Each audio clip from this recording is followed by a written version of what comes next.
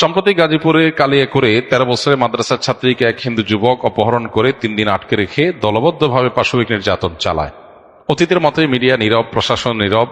যদিও অতীতে দেখেছি এই ধরনের ঘটনার সর্বোচ্চ আসামির গ্রেপ্তার ব্যতীত উপযুক্ত শাস্তি পর্যন্ত পৌঁছায় না। এমত অবস্থায় সঠিক আইনের প্রয়োগ না থাকায় জনগণ নিজেই শাস্তি প্রদান করলে ইসলাম সমর্থনযোগ্য হবে কিনা খুবই দরকারি প্রশ্ন।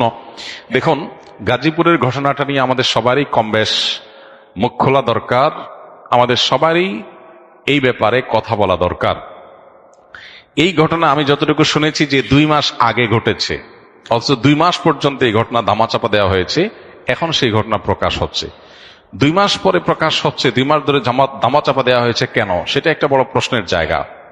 আর এই দেশে মুসলমানরা, আমরা দীর্ঘদিন থেকে দেখেছি, হিন্দুদের পূজা হলে যাতে করে সেখানে কেউ নাশকতা করতে না পারে, মাদ্রাসার ছাত্ররা গিয়ে মন্দির পাহারাদারি করে সেখানে মুসলমানদের বদনামির হাত থেকে বাঁচাবার জন্য চেষ্টা করে।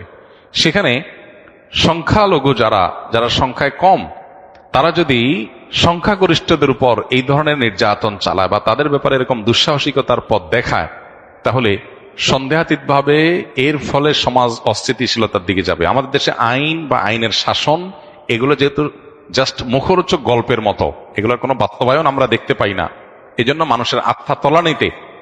এরকম পরিস্থিতিতে মানুষের আস্থা ফিরে আনার জন্য দৃষ্টান্তমূলক শাস্তির কোনো বিকল্প নাই। অতএব এ ধরনের ইস্যুতে বিশেষ করে জড়িতদেরকে দৃষ্টান্তমূলক শাস্তির মুখোমুখি করার কাজটা যদি প্রশাসন করতে ব্যর্থ হয়, তাহলে মানুষ আইন নিজের হাতে তুলে নিলে তার দায়ও এই লোকগুলোর উপরেই পড়বে। পাশাপাশি আরেকটা গুরুত্বপূর্ণ বিষয়, আমাদের দেশে আপনারা লক্ষ্য করবেন যে তথাকথিত নারীবাদী, তথাকথিত শিশু অধিকারের ব্যাপারে সচেতন যারা, তথাকথিত সুশীল যে মানুষগুলোকে আমরা বলি বা নিজেদেরকে তারা বলেন, এই মানুষগুলো এ ধরনের ঘটনা একেবারে মুখে কুলুপ দিয়ে বসে থাকেন। কোন মুসলিম নারী তিনি নির্যাতিত হলে তাদের নারী অধিকারের স্লোগান একেবারে থেমে যায়। আজকে যদি ঘটনাটা উল্টা হতো, যে ধরা যাক কোন মাদ্রাসার ছাত্র, কয়েকজন ছাত্র কোন হিন্দু একটা মেয়েকে, যে শিশু, তাকে তুলে নিয়ে গিয়ে যদি এই জুলুম করতো, এই নির্যাতন করত, তাহলে আজকে সারা দেশের মিডিয়া, সারা দেশের তথাকথিত প্রগতিশীল নারীবাদী, এদের পেরেশানের কোনো শেষ থাকতো না। এদের আওয়াজ অনেক বেশি শোনা যেত। কিন্তু দুর্ভাগ্য যে এখন যখন মুসলিম ভিকটিম, তখন এরা একেবারে চুপ, এদের মুখে কুলুপ।